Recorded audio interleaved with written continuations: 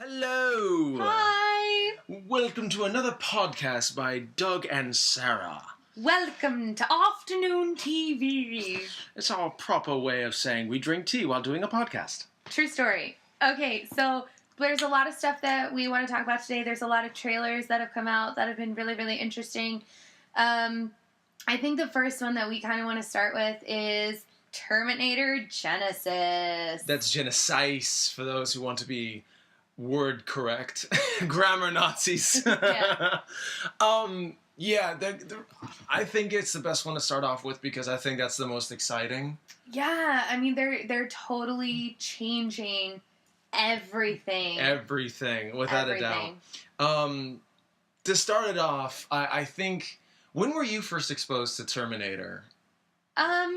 Well, clearly I was not alive when the first Terminator movie came out. Yeah, neither was I. So, I wasn't the second one in the 90s. It was like 92. 91. Yeah, something 1990, 1991, I think. So I think I was 4 maybe when I saw it. Well, because I was born in 1990, so I was too young in 1991 to have appreciated the movie. Right. So I think I was like 4 or 5 when I first saw it, but I didn't. What's this? Silver Men, you know? Right. I didn't see the first one first. I actually saw Judgment Day first. Okay. I think that was because it was on TV. I think, or maybe we had the VHS. I don't remember. Yeah, back in the day when we had VHS. I think that's when I first saw it, and then I went back and saw the first one. Okay. How about you? How did you? I saw the first one first. Well, I usually, me and my dad would take regular trips to Blockbuster. Oh, the ancient historical relic that is Blockbuster. Oh, I loved going there. I so much. But no, I picked up Terminator. I think I'm not quite sure who picked it up, but I'm just gonna say I did, even though I was about 10, 11, something like that when I was first watching it. I didn't like it. I didn't like the first one. In fact, I had a really bad experience with Chef Boyardee and accidentally losing something of my dad's. All culminating to watching this movie did not make the greatest experience for me. I was feeling sick to my stomach. I'm watching these things happen, especially when, Arnold Schwarzenegger's digging through his eye, trying to clean it out. And I'm just I'm so grossed out. I don't feel good. Oh, for sure. Yeah, so, but over time, I think there's an endearing thing about the first Terminator, without a doubt. It's not that I didn't like it and stayed that way for all the rest of my life. It was like, it's good, but I think what the second one did was just put it on steroids and gave us something to just love. They just knew what they had was amazing. Sorry, while you were talking, I was actually looking up the dates of Terminator. So the first one actually came out in 1984. So Oops. yeah, that was that was the first one. The second one, you were correct, came out in 1991. Oh, okay. You were right about that. That came out in 1991. The third one, which of course I think everyone remembers because it wasn't the greatest. Well, not only that, it was 11 years ago. Oh, stab in the gut. Want to feel old? Right. It was 2003. Yes, I remember that because that was a very crucial year for me, without a doubt. Yeah. And then, not only that, they kind of turned everything on its head with Christiana Loken, the new Terminator. And I was like, she's a she. Mm-hmm. But she's a she. Yes. Yeah. What? Yeah. What? Okay. And then, of course, they decided to combine two of the same elements that were very effective in the first and second one, only they put it all into one person. Female Terminator that was not only a robot, but with a liquid, metally surface on top. So meaning that she could change shape, but still be a Terminator underneath. And I'm like, that's like being you're given a brick the first time, you're given mercury the second time, and then you're given a mercury brick the third time. You're like, I can't touch it. What am I doing with this? How do I work with this? Well, then they completely ruined Terminator and did Terminator: The Sarah Connor Chronicles. And I think there are some who really enjoyed that, but then there are some like myself who just don't want to get into it because that's where it gets confusing. Well, because they ruined canon. I feel like they completely ruined canon with that. And the time frame split, and so this is one way it could have gone while the movies went another. Yeah, and it was like you have to go with the story. I mean, I understand that you want to do your own thing, but you have to follow the storyline. You have to follow canon. And that's why it was only on, like, what, 1-2 years? Maybe 2 years. Yeah. At least 2 seasons, yeah, 2 years. And then gave us, I heard there was one hell of a cliffhanger. And it's like, sorry, you didn't like it, so we're just going to, see you later. and then of course we had one that I thought was really cool was Terminator Salvation. And that's where I think we're going to lose a lot of people because I didn't mind Terminator Salvation at all. I didn't either. I thought that it followed the story really well, and I loved seeing Anton Yelchin, who's in Star Trek. Yes, absolutely. Yeah. As a Chekhov. Authorization code 99 Victor 2. Right. Not recognized. Victor. Like, oh my God, you're so cute. So yeah, we have Terminator Salvation. I really liked it. I thought it was good. I thought the action was very not plausible, but I thought it was followable. There were tracking shots of like explosions happening, a helicopter coming in, landing. And then you meet John Connor for the first time. So much happened in one shot that I was so enamored by that. And then like it happened several times. Mm-hmm. They did very well on cinematography as well. Like and sound effects. You hear the way those robots move, the big ones. I'm like, yes, thank you. Okay, we're good. I was into the excitement. It was an exciting movie. I think what people did not like was the lack of John Connor. And even if he was in it, he wasn't doing much. We were following Sam Worthington's more. Yeah, but I honestly didn't have a problem with that because let's face it, there are other people in the world besides John Connor. Mm-hmm. Even though John Connor is very important. But I completely agree with you. I loved the cinematography. I hate shaky cam. I have told you this. I hate documentary style, guerrilla style. Like, I hate it. I can't do it. It makes me sick. Yeah, that's why I was worried about Southland for you, because I let you borrow it. I'm getting kind of used to it, but sometimes it's still like, oh my God, I can't look at it because my eyes just hurt and it's giving me a headache. But no, I loved how steady all the cinematography was, the direction, everything. I loved the sound effects. It was very immersive. You really do feel like you're there instead of just watching. Yes, yes. So you feel like you're on the outside looking in, like you're actually a part of this universe instead of just, I'm watching a movie as stuff is unfolding. I actually appreciated that they kind of took it in a little bit of a different direction because at the end of the movie, John Connor gets this Terminator heart. Which makes a lot of sense to his longevity as a leader. Right, because he's like 98% human, but did he get like a leg? It's been a long time since I've seen it. Like, I don't remember. I think he was a pure human, 99% human. But I thought that he like got like, I don't know if he got shot or blown up. It was from 2009, dude. Let's be honest. It's been a long time since I have seen this movie. I think the biggest reason why we're talking about this is because Arnold is back. I'm back. I'll be back. In Terminator Genisys. Yes, he is. He is in Terminator Genisys, which is very exciting.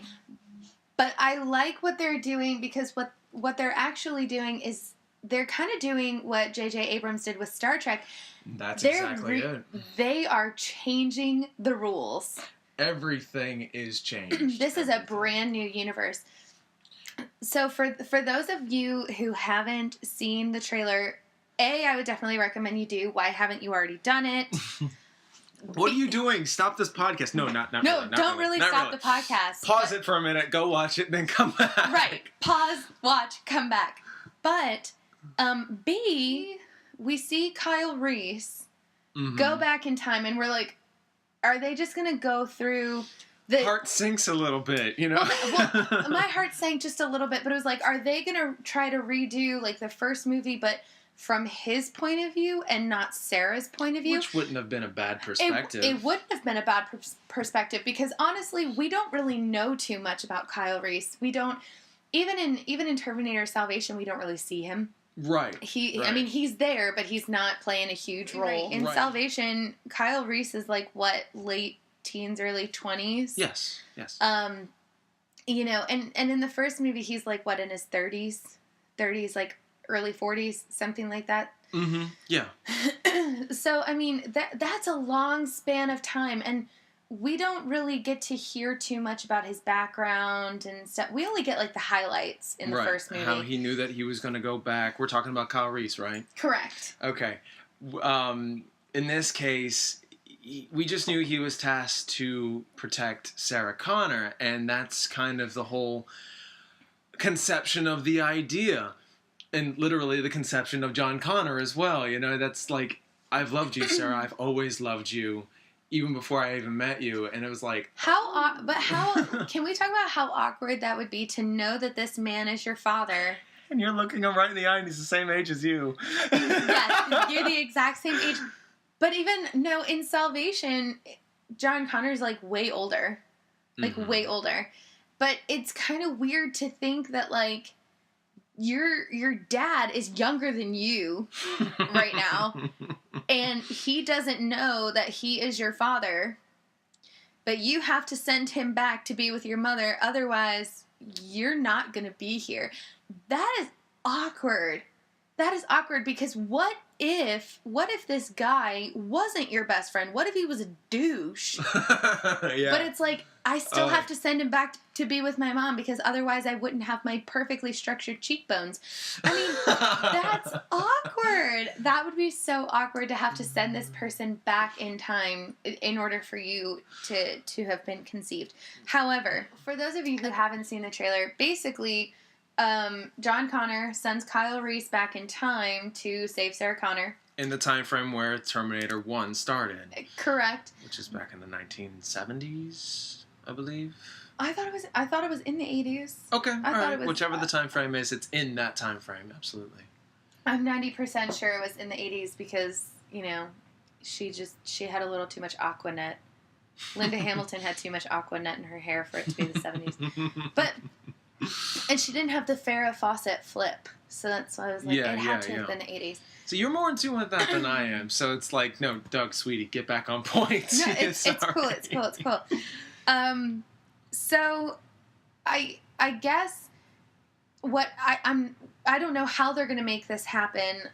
I'm excited to see how they have changed this and how this all comes about. Yeah. But when Kyle Reese is sent back, Sarah Connor is already very much aware that some shiznit is going down. Absolutely. So it's like, here I am, Kyle Reese, here to protect you. Now I don't have a life. I don't have a role anymore. What's happening here? Right. There's no... She already knows what you're here for. Yep.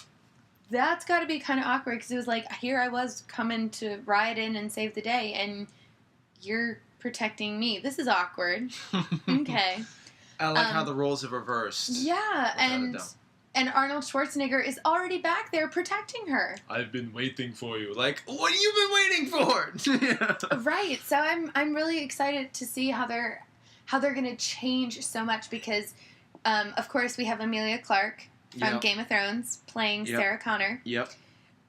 And it's very exciting to see how she's going to take that role and make it her own. And B, she's talking about stopping Judgment Day from even happening. So I'm really excited to see how they're going to go into Skynet and shut everything down. Like, even before any progression has ever been made.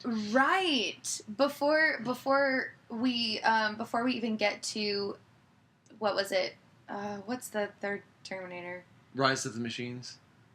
Is it Rise the of the third? Machine? The Yeah, third is is it? called Rise of the Machine. There's too many. I can't remember. I'm like, Terminator. You remembered Salvation. Because I was like, it's Salvation. They're trying to save themselves. I remember that. Right.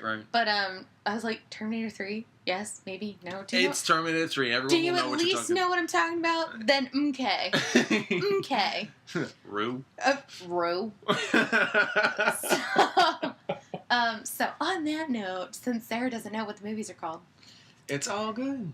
I watched them at least. Yes.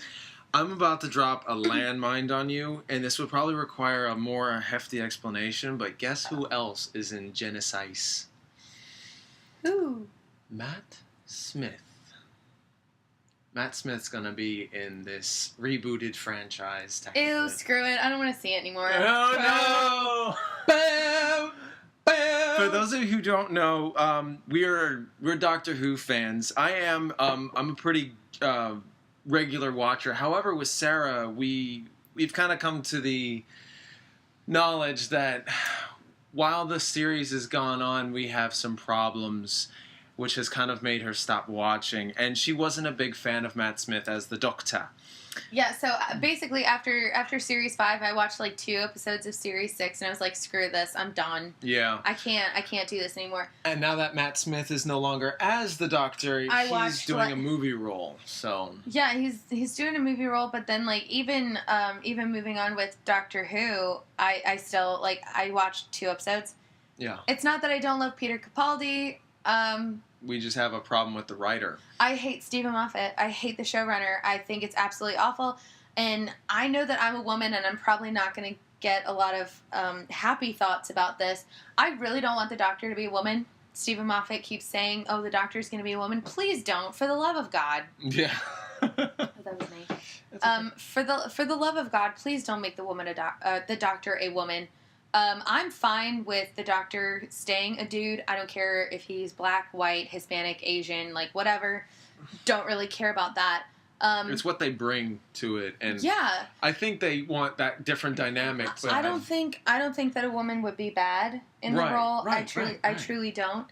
My problem is, I don't think Stephen Moffat creates a lot of great female characters. River Song's pretty cool. Mm-hmm. River Song's pretty cool, but not entirely cool. Like, oh, so she's cheeky, and yes. you know she's a mystery. But... yeah, like she's badass. She's got a gun. She's cheeky. Well, that's cool. But do you realize she was the driving force since Series 5 to keep us watching just to find out who she was? Right. That literally to find out who River is was quite literally the only reason why I even wanted to watch it in the first place, because it sure as hell wasn't Amy. Mm-hmm. It sure as hell was not Karen Gillan. It amazes me to this day that she even got a role on the show. Because I guarantee you, if she wasn't pretty, she would not have gotten the role. Right. Because she did not bring any acting skills to that role whatsoever. She just kind of puckered up her lips and be like, I'm sexy. Talk to me. Tell me now. Like, pretty much. Donna did that much better. Well, Donna was sassy. She was sassy, and she's like, "You ain't mating with me, sunshine." And I just want a mate. A mate, not two mate. A mate. Well, you ain't mating with me, sunshine. You know, she was actually like grown up, and she just wanted to travel. Like Amy just wanted to snog the Doctor like the whole time. Yeah, and like then, the whole time. Yeah, Rory. Poor Rory. The guy gets nothing. You know, he waits for 2,000 years for her, but she can't even wait like 40 years for him. Mm-hmm. Screw you. Screw you. And as we talk about this, I think this gives us enough to work with is like your detest for the show as it stands, just because of the writer. I'm okay with it, but I think, you know, without getting too much in depth, it adds enough back history to understand the disgust of telling you this next piece of news of Matt Smith being in this movie. However, you just know his performance. You don't like how he mumbles. I don't. And you think that he mumbles, and I don't see it, but I understand where you're coming from. To me, he mumbles a lot. and I just don't like it. That's not to say that he's not a good actor. He is. He did a very good job. But I don't think that Stephen Moffat wrote his character the way that he should have. And I don't think that Stephen Moffat writes particularly good female characters. Absolutely. Clara, I think, was the most pointless. I mean, after we found out that she was the impossible girl, which I'm still not sure how that all came together. Me neither. I've watched it. I still don't understand it. I've watched the Pandora Opens like 50 bajillion times. I still don't know how that came together. Yeah. I still don't understand why Clara's the impossible girl. I still don't understand how River killed the doctor but then killed herself and then I mean what? What the hell? And then she's Melody, Amy's best friend, but it's like, that's my mom. But then she regenerates and she gives the doctor like this regenerative power, whatever. But I don't get it. Yeah. Too complicated. And I'm smart. I'm a smart person. Yeah. But when I cannot wrap my brain around what you're talking about, I'm done. I'm over the show. And that's it's not Fringe. that it wasn't. Yeah. I did the same thing with Fringe. Like, there's so much stuff. I'm like, my brain is working overtime here. Yeah. Like, especially towards the end, I was like, whoa, this is some pretty freaky shit. Like, I'm kind of losing focus here. I don't necessarily subscribe to theories. Now, I may theory myself, but I don't subscribe to theories in TV shows when there's not enough answers, because I get the whole intrigue, like, oh yes, we're going to intrigue you in this story, but we're not going to explain much. Why not? You invited me in this world. Right. You can't have so many questions and give me not enough answers. I just can't do it. And that was one of my main things. And then the whole time, Amy's just like, Doctor, I need you to save me now. Yeah. Doctor! Exactly. Are you come to save me now, Doctor? I'd really like it if you showed up now, Doctor. And then Claire's just like, Are you coming to dinner? My mum's looking forward to meeting my boyfriend, and I told them you were my boyfriend, so if you could show up to dinner and be my boyfriend, that would be fantastic.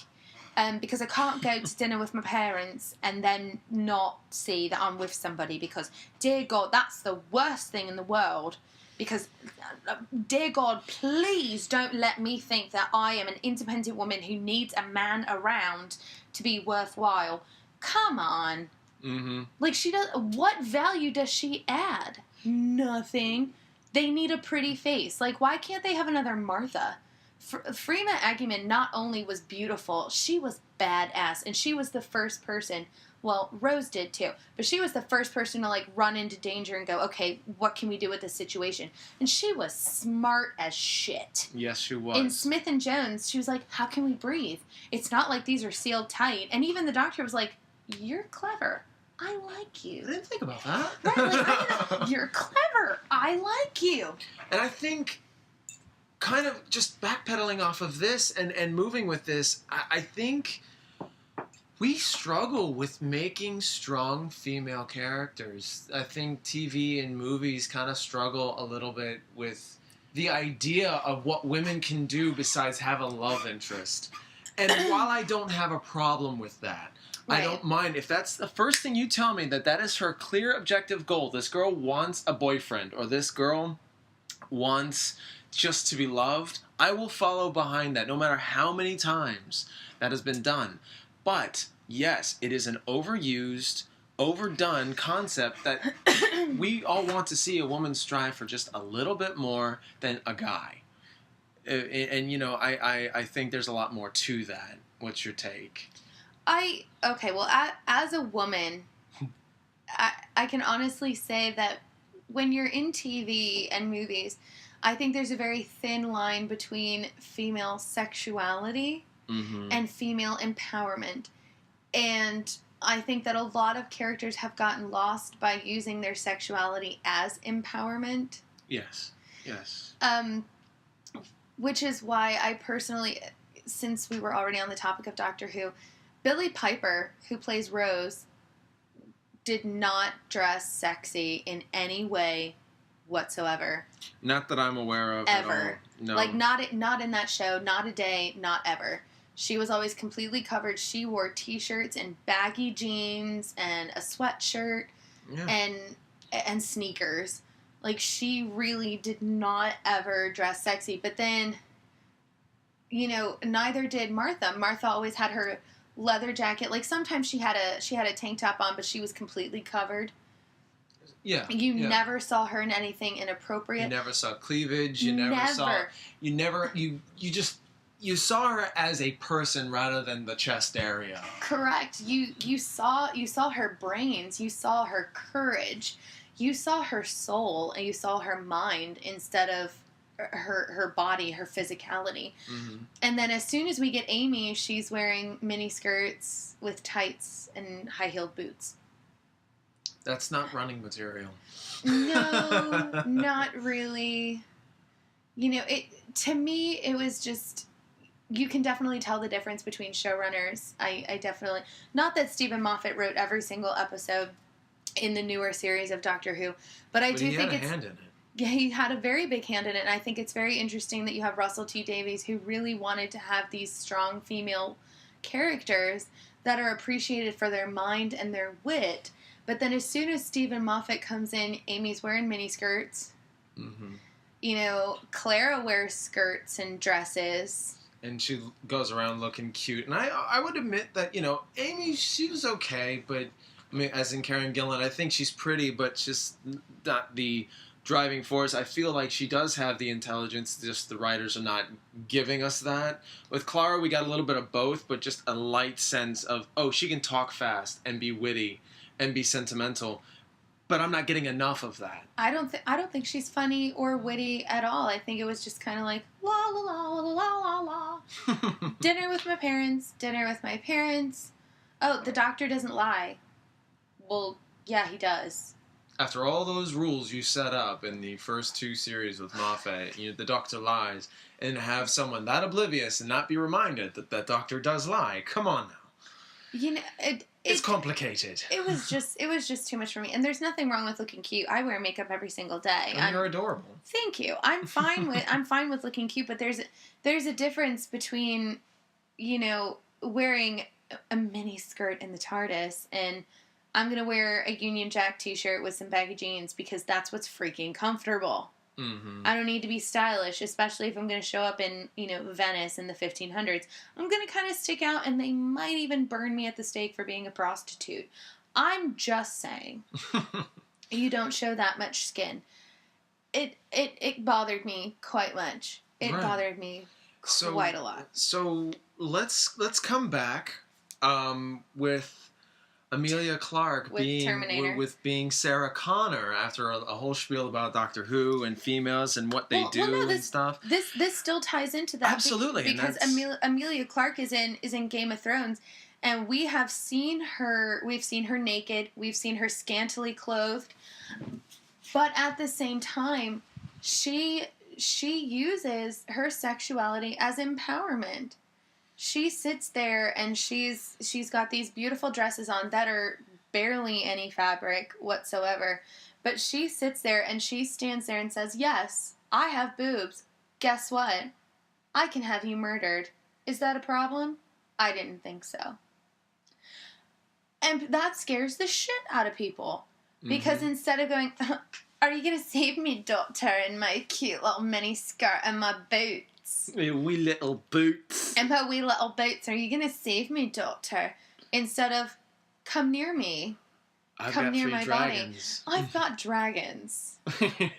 Flame on. So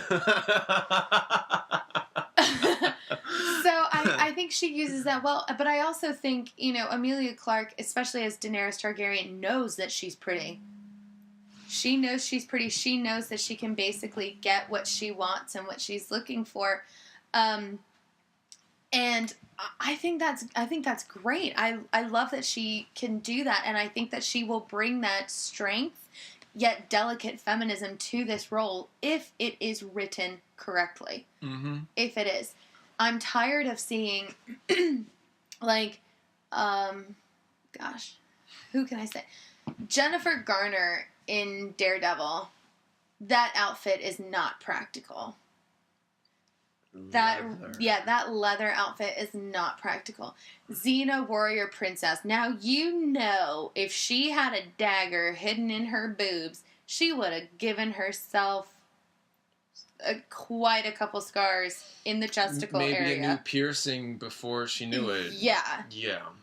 I'm pretty sure there were many complaints about how uncomfortable that outfit was. You know, and Anne Hathaway has to be in a leather outfit in Batman because let's not forget she's a woman, so we have to show her hips. And Scarlett Johansson has to be in a leather outfit in the Avengers because she's a woman and she just must be in leather. Must be in leather. I mean, there's nothing wrong with using your femininity as a weapon because you can, but you don't have to be a sex symbol. But I think in our culture we've gotten to the point where you're either a sex symbol or you're strong and butchy. Because even behind you, you've got a Serenity poster, and here's Summer Glau with this axe and this big ass sword. But then she's wearing what's basically a Victoria's Secret nightie that's barely covering up her unmentionables. So what they're trying to do is they're trying to give her sex appeal and strength. But let's be honest, what are you going to notice first? Her sexuality. That's what I'm saying. That's the problem. We need healthy balance. It gives me a headache. Which is why I love Zoe in Serenity. I loved Zoe because she knew that she had some hips, girlfriend. She knew. And she knew. That's why her leather jacket was that tight. She knew, but she also she has a gun on her hip and she is not afraid to put it in your face. My favorite part in Serenity was when the surprise Reaver comes up and everyone just shoots it dead, and, after it was done, Zoe's up on the top balcony. And she was one that just, engaged in the firefight as well. But as soon as that thing went down, she just cocked it. She's like, let it come back up. I will blow it away. Mm-hmm. Let it, please. Mm-hmm. It was just that moment. And you just want to go, damn! Awesome! Exactly. And Zoe's the only one that would generate that, like, oh, I love it. Exactly. And that's absolutely how I feel. Absolutely how I feel. In every way, shape, and form, we need a healthy balance. Yes, and I think that's what I've been noticing. I've seen videos and articles, and people complain about it all the time. I may be very... How do I explain this? I can definitely be in the know. All I have to do is just read and understand where people are coming from, but I'm still, as much as I'll do that, I'm still not informed as to what people really want, because you can give one side of the spectrum and everybody loves it, but not everybody. You'll have a few naysayers that are like, no, this is totally wrong. I don't want a butch yet, attractive female to watch. No, that's not how it works. And then you have, I just want everyone to love me, sunshines and rainbows, and then you're still going, no, that's not what I want. And it's like, it's hard to do one side of the spectrum, but of course you always know. You always know there's someone that's not going to have a problem, that is going to have a problem with it. Oh, absolutely. So you're just running around frantic, trying to recommend things. The expectations are getting higher, and it's hard to keep up. Mm-hmm. And that's all I'm saying, is hard to keep up with the standards of today, and especially feminism. Mm-hmm. And not just for movies, but the work environment. But that's for a totally different discussion. Correct. But in film and TV, it is hard to portray the women of today, because the goals and aspirations and inspirations are vastly all over the place. Mm-hmm. And to just to put it all in one person is really, really hard. And I understand the struggle is real, but preach. But when it comes down to it, I don't mind who I see, as long as their goals are clear and objectifiable, and I can relate to them in some more way. I don't have to say, "Oh, I feel your pain. I feel it. I can see it. and understand it and appreciate it, and that is perfectly fine with me. So if Sarah Connor has a moment that says, I just want things to be normal again, I don't want to have to fight this fight, I'll be like, that's what I wanted to hear. Right. I want to see that moment where, in the midst of all the battle and chaos incarnate, she just wants everything to be okay. Well, and I'm okay with that. Yeah, I think that would be a really good moment for her. Mm-hmm. I really do. I would love to see that. So, with all that said, I think we really covered a lot over just Terminator. Yeah, we really did. We watched the trailer for Jurassic World. Yes. With Jurassic World, I think that is something very endearing to a lot of people's hearts. I think that the first one is a classic in every right. Yes. In every sense of the word. I watched it in 3D, which I felt like, I rolled my eyes at Jurassic Park 3D, and I'm like, really? Really? Why? Why did you want to come back out and market just to get this movie a little bit more push and recognition when we could just say, look, go pop in the DVD and enjoy for what it was. But you know, at the same time, that movie is so visually stunning, especially considering what it came out in 92, 93. Mm-hmm. It was visually stunning. The animatronics that were completed in that movie are some that some movies could have tried to rival and failed miserably. I mean, that movie animatronically was absolutely gorgeous and can't be topped. No, and especially the spectacle and wonder. Yes. And the downright intensity of not even seeing the T-Rex yet, but the vibrations of his feet moving, kid looking at a glass and just boom. Mm-hmm. I get chills just thinking about it. I know, because I think that Steven Spielberg definitely knows how to captivate his audience with things like that, and I think the music helps too. This,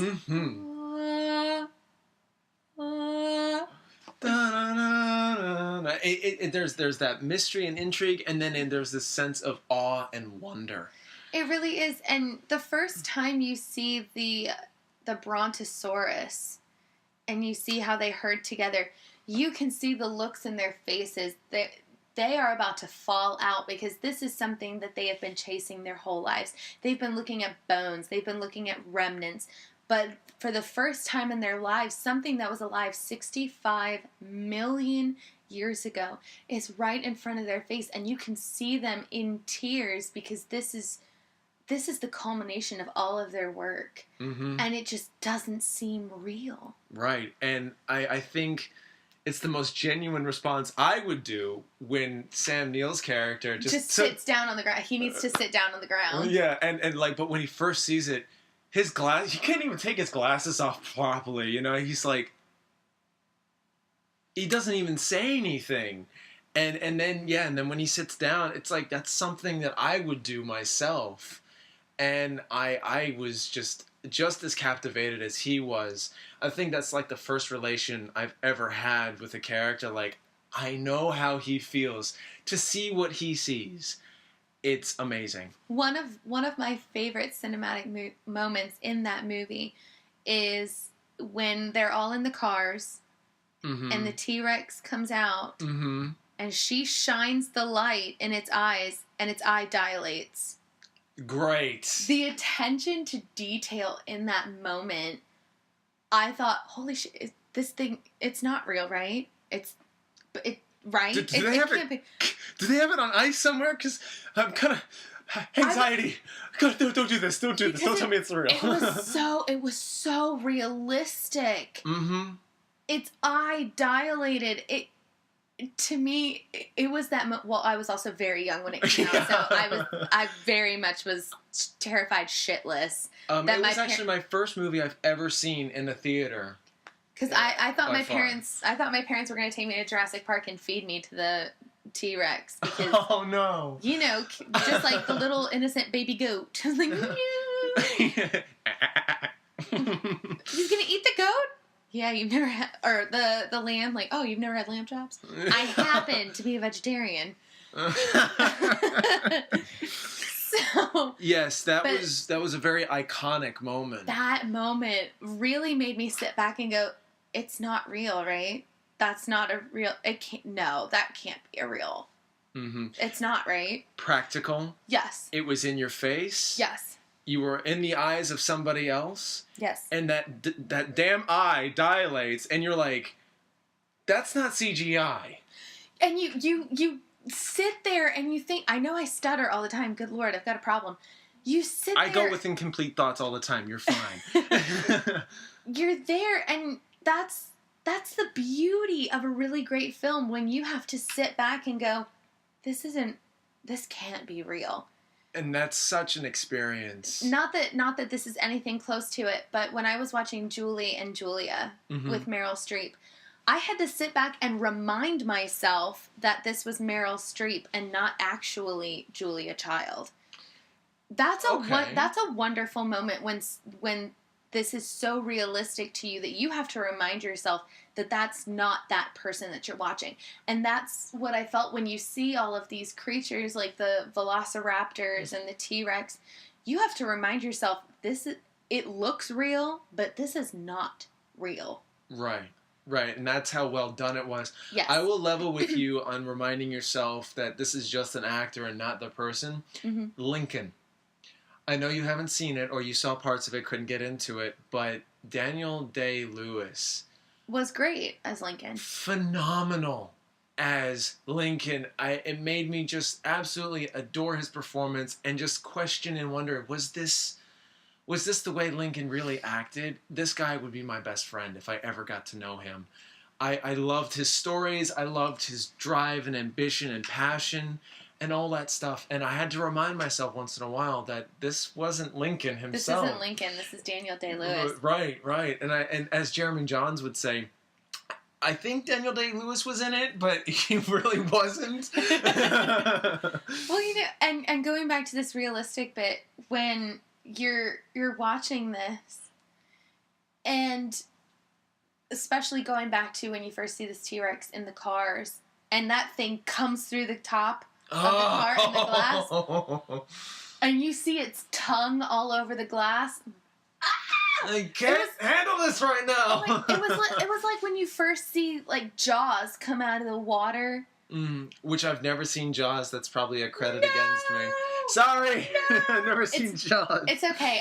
I've never seen the original Star Wars. It's cool. Yeah. I mean, if we're putting out landmines, right, which we'll get to. Yeah, like of classic movies that we've never seen. If we're really gonna go there, I'm gonna say I've never seen the original Star Wars. Mm-hmm. But it was like when you see the shark for the first time. That's not. Holy shit! It's not real, right? That no. Mm-hmm. No. So I think we can both definitely agree that the first movie is definitely a classic. I do have a problem with The Lost World. Yes. So it was dumb. It was big, clunky, dumb, over the top. It didn't have a point. I love when the guy's like, "Don't go into the long grass." And then he runs in. It was such a surreal moment, too, because especially in the age that I was, and I saw this part, it clicked in my head, like, you guys aren't listening to him. Don't go into the long grass. He, even threw his backpack off. Don't go! And then he runs in. Yeah. And then why? What? Let them be stupid and get eaten. Go for it. Yeah. Because then they'll be full and they won't come after you. It's such a frustrating movie. It really is. And then Julianne Moore was just terrible. I mean, her name was Sarah, and I was like, no, stop. Like, no, you're giving a disservice to the Sarahs. Exactly. Like, no, stop. But, she's like, I'm going to take this picture, and we're going to save this baby dinosaur. But let's not think about the fact that mommy dinosaur is probably going to come for baby dinosaur. Oh my god. Is you retarded? Oh my god. Is you retarded? You know that mother dinosaur is coming after it. If you don't think so, you have issues. You need to go back to school, angry. sweetie. When he gets eaten, I think that was probably the very first experience I've ever had at being disturbed.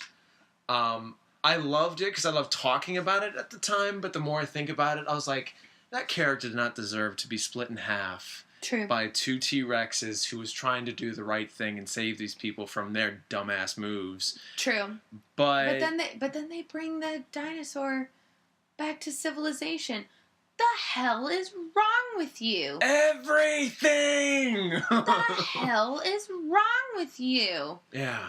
Did you not see King Kong? I know you saw that movie. If it's in the world that we live in now, we've all seen the movies, yet we're all acting pretty dumb. Right, I was like, I know you saw that movie.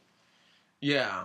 And for anyone who just thinks that the Peter Jackson version is the only version of King Kong, please don't listen.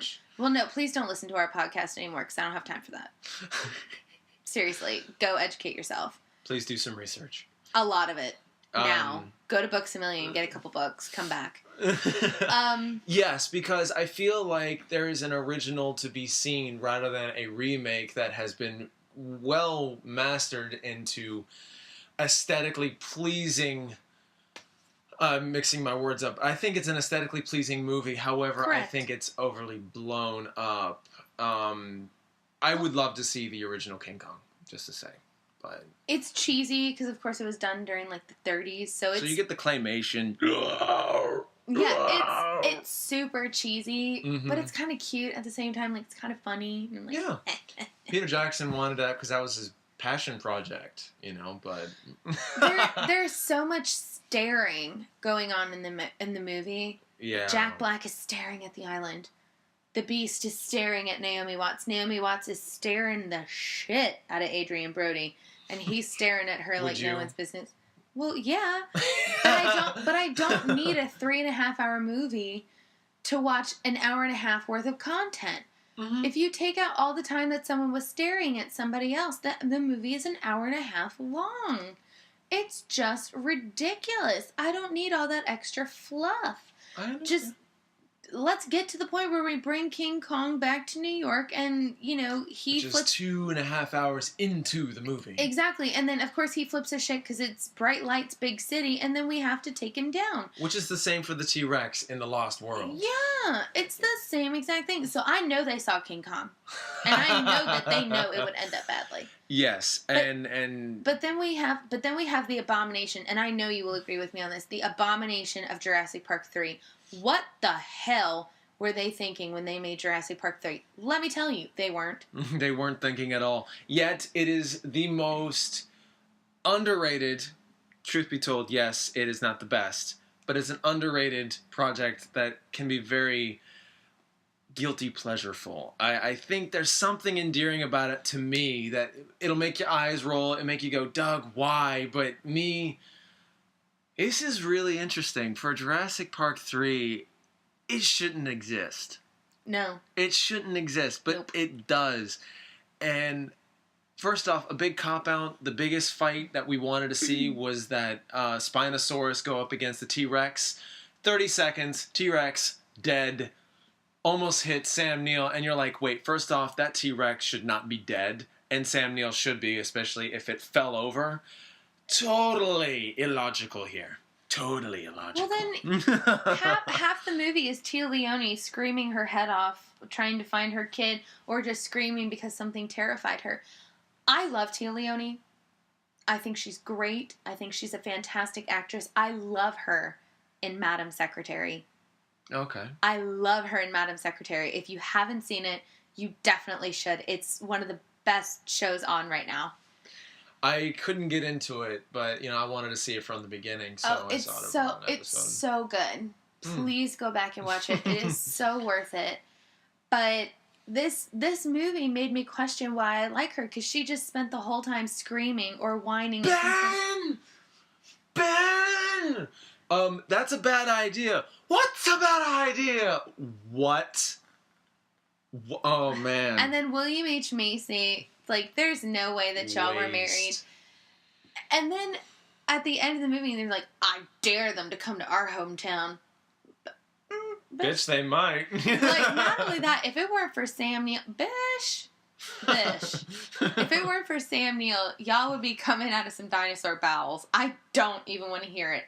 Okay?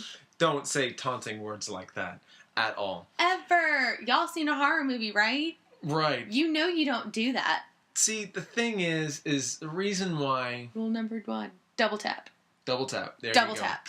Reason why I liked Jurassic Park 3 was because of its silly concept. Because I remember when I was a lot younger, and I'll make this short and sweet. Basically, I had Legos. I had a Transformer T-Rex Megatron, those who love Beast Wars and whatnot.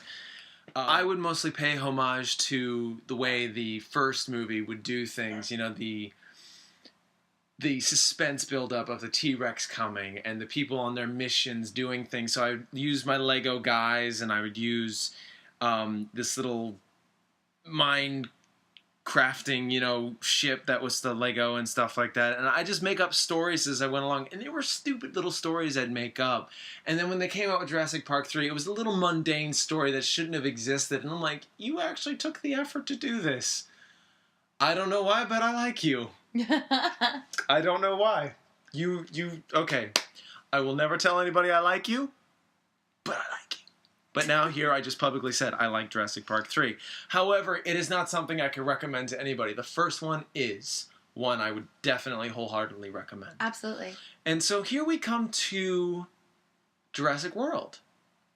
And I think the trailer has given us the nostalgia bomb that we wanted, because Yes. that wonder, but it's also kind of dulled down just a bit because it's CGI. Wholeheartedly, you just know, like with the Brontosaurus in the first movie, you kind of forgot that it was CGI. It felt so real. Here, we just know it's CGI without a doubt. Plus, with the up close, when the Brontosaurus sticks its nose into the tree, that was animatronic. Mm-hmm. So that kind of makes you forget that when you first see the Brontosaurus that it's Yes. CGI.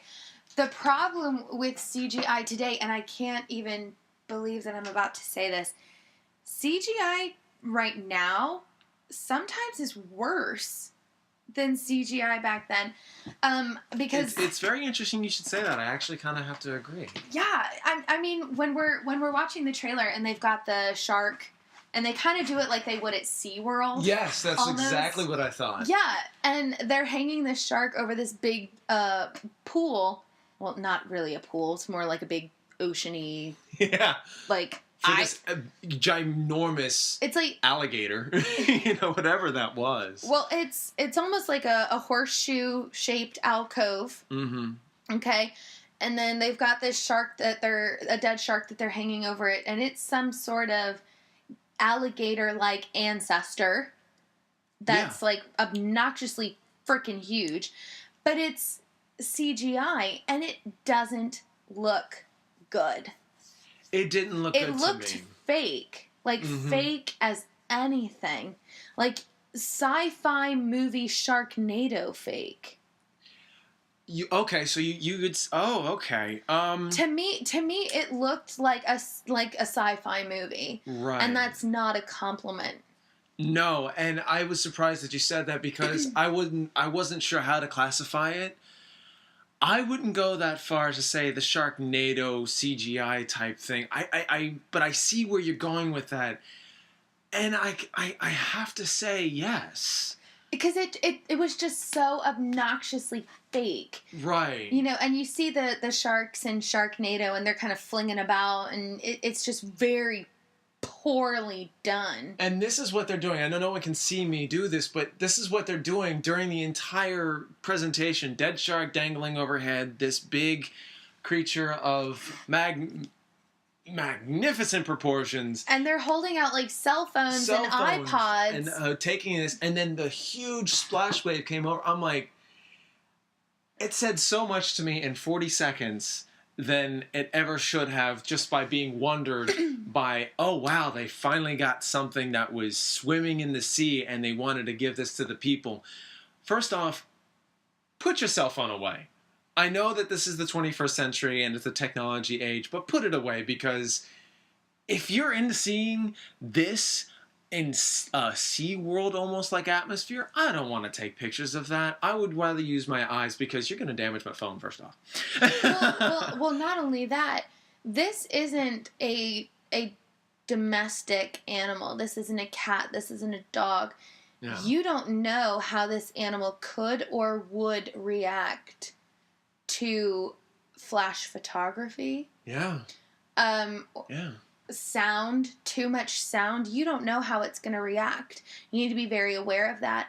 And especially at the end of the trailer when Chris Pratt is on I guess like a motorcycle. Yeah. Or a dirt bike. And all of these velociraptors are running past him.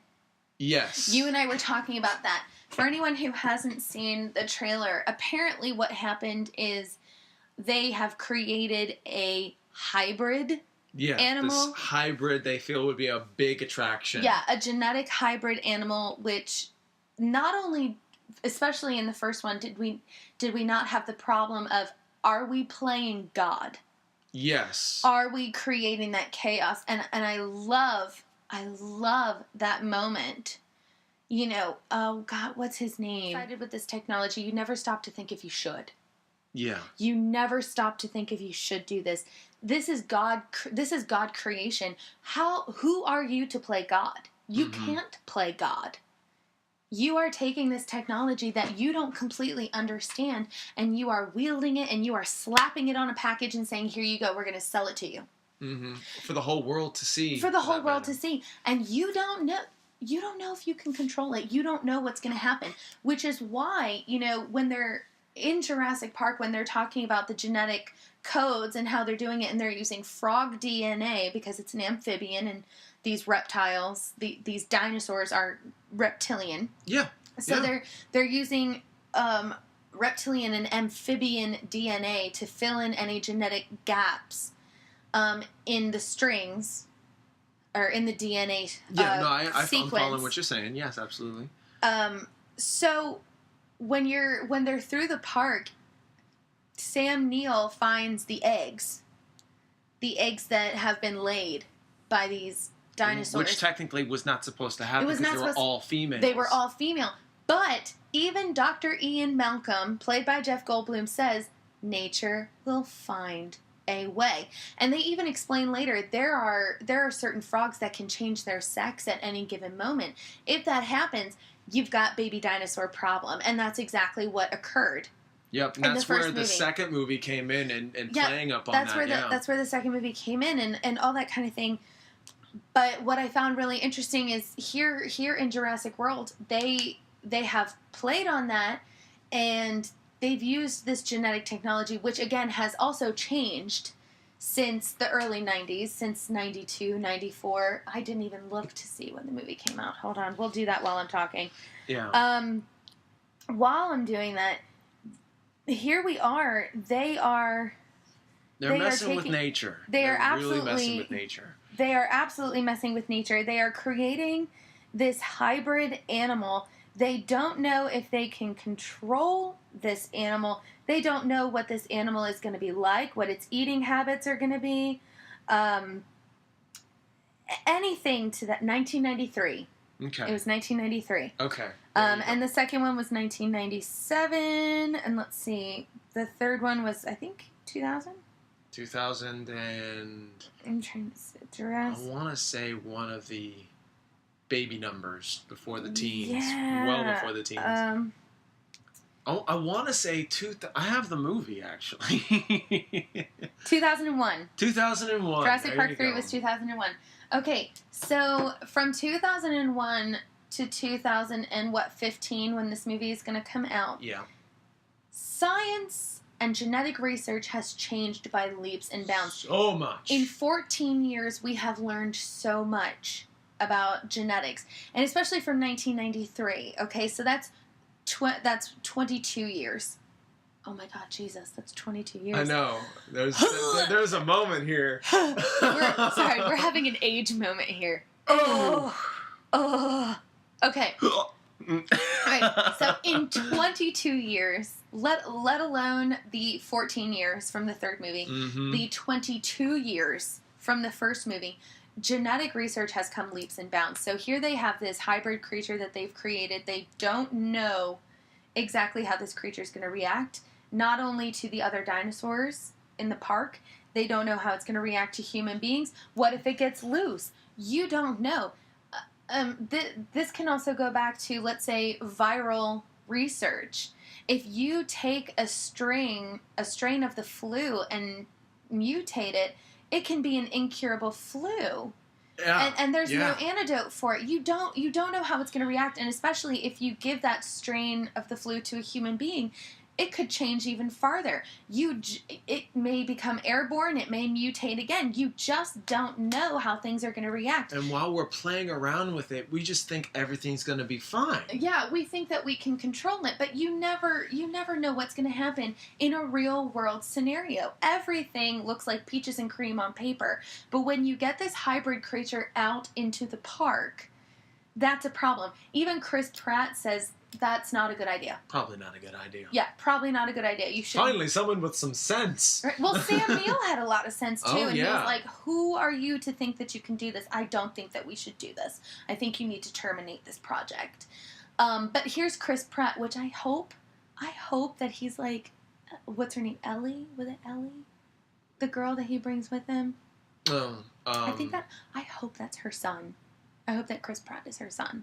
Because it's been 22 years since the first movie. Mm-hmm. So it's very easy to think that could be her son. And especially like in the third movie, he's like, what, 7, 8? Mm-hmm. 14 years later. Here we are again. It could be Chris Little Pratt. connections. So I'm hoping that that's what this is, because that would make me so happy. Yeah, I think what we want to see in this one, I think there's the more expectations from Jurassic World. Correct. That's what makes this so different. Is what we want to see, combined with the awe-inspiring moments that we were so captivated in for Jurassic Park 1, with something new that I think we should be like, shouldn't have done that. Exactly. Didn't you learn your lesson last couple of decades ago? Exactly. And the whole reason why I bring up this genetic hybrid and all these other things and all these connections from the other movies, when you're watching the end of the trailer, these velociraptors are running past Chris Pratt. Now, Doug, what was your theory on that? Going by what other people said, I thought that maybe they were going towards something, as well as maybe Chris Pratt's character found a loophole in controlling them for whatever the plot may have needed. I kind of subscribe to that, but what you said, I liked a lot better. I thought there is no way that a velociraptor, not knowing what a human being is, not knowing what a motorcycle is, because it's very clear he's on a motorcycle, motorbike, something of that nature. There is no way that a velociraptor is going to run past him, and especially bump into him. That velociraptor bumped into him. And then breezed right on past. So my theory was, what is so scary that they are running away from? What are they running away from that they bump into a human being on a freaking motorcycle and don't even think about it? They need to get past him. Now, that's a compelling thought, and I like that a lot more. It is.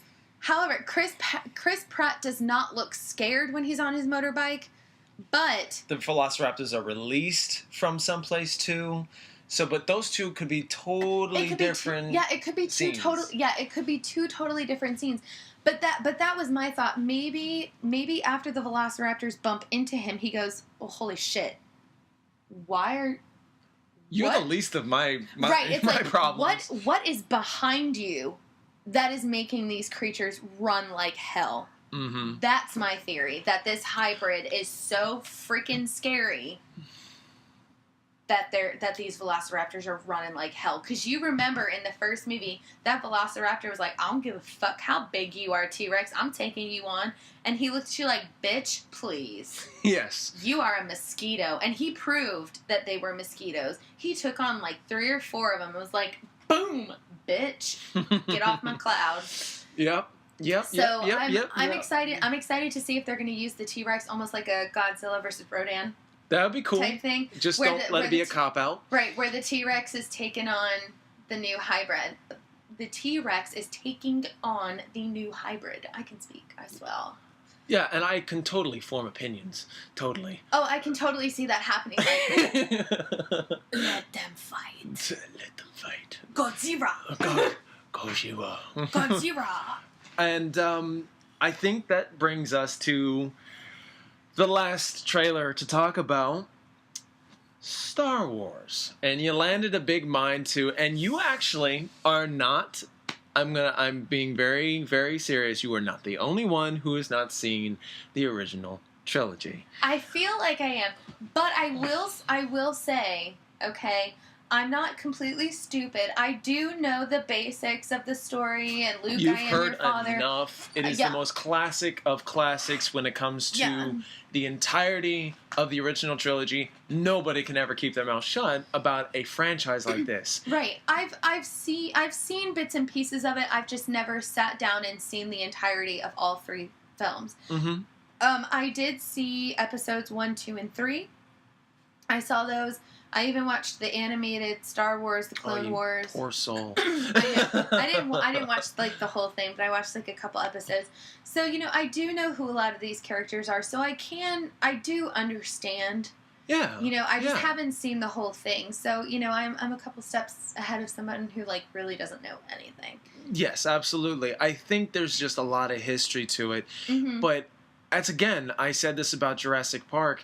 It holds a lot of endearing affections for people. There's so much for people that wants to see something out of this new movie that's set 30 years later. Right. We've been waiting for an episode 7 for twice that long, and I just think that there's a lot riding on it too.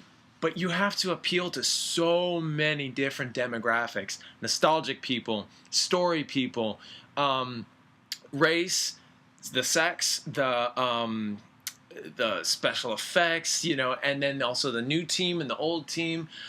All these things come into play, and this is going to be in one movie. And we got a trailer to talk about that doesn't give us much. You don't see much. And I said this in my other... It doesn't show you anything. I don't know what the hell is going on at all. Like, it does not show you shit. Like, it doesn't. You see the Millennium Falcon, you're like, whoa, that thing's still running? Like, Jesus. Isn't that old? And you see a couple of TIE fighters, and you're like, I think those things have won over the Millennium Falcon. And it's kind of sad. But I think that might be, like, tricked up somehow, it's probably. It's Han Solo. He's kept that thing running well before he was around too. Oh, hell yeah.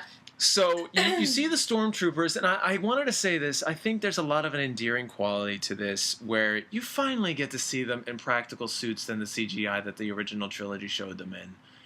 I really think that was something that was very important to me. George Lucas just gave us CGI clones, and it was like, yep, immediate detach. I just know that they're there. They're gonna die. I know how they were, brought together. But here we finally get them in suits, and they feel more like people, like the original trilogy did. Right. So, I have to say I do enjoy that a lot, without a doubt. And I say that a lot, without a doubt. Without a doubt. One of the things that I really and truly enjoy is the fact that it is a sequel. Mm-hmm. But I think that they've picked a great director to make it happen. J.J. Abrams. J.J. Abrams. Now, look at what he did with Star Trek. Besides the lens flare. Oh, well. No, nobody's perfect. Nobody's perfect. Yes. So, besides lens flares, which we could have an entire podcast just about freaking lens flares. Bring it on. Next podcast, guys. Lens flares. No, I love what he did with Star Trek, and I like how relatable they made it. Now, at the same time, this is not the same team that did Star Trek. However, I think that directorially, I think that's a word, directorially, maybe, possibly, whatever. Y'all know what I mean. You're on the right track. Yeah. In terms of directing, it's a better way to say that so I can make sure I say it right. In terms of directing, I think that they picked a very great person because I think J.J. Abrams has a very good eye for detail. Yes, he does. I think that he has a very wide scope and he makes people feel like they are immersed.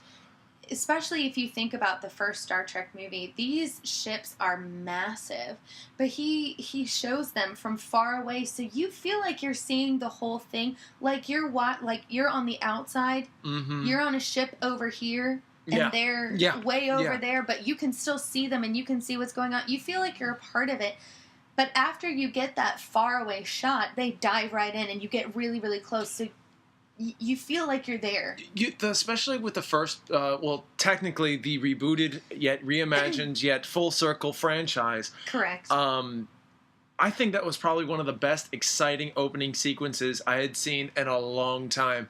It was a way of that movie to say, we mean business. We are going to blow your mind. Exactly. And we are going to be exciting. I think J.J. Abrams is a very excitable and exciting director. I would agree.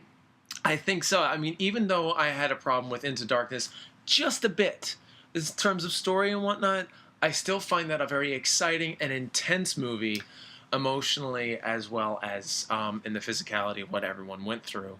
But yeah. In terms of story, what was your problem? The whole deal with the missiles and what Benedict Cumberbatch's Khan had to do with that, like how he had to do it, when it happened, and what was really going on that made him want to hide all of his people in missiles. I understood why. He didn't. The Admiral did. The Admiral put his people in those missiles, hoping that Jim would fire those missiles on the Klingons. Yes. And so there would be people.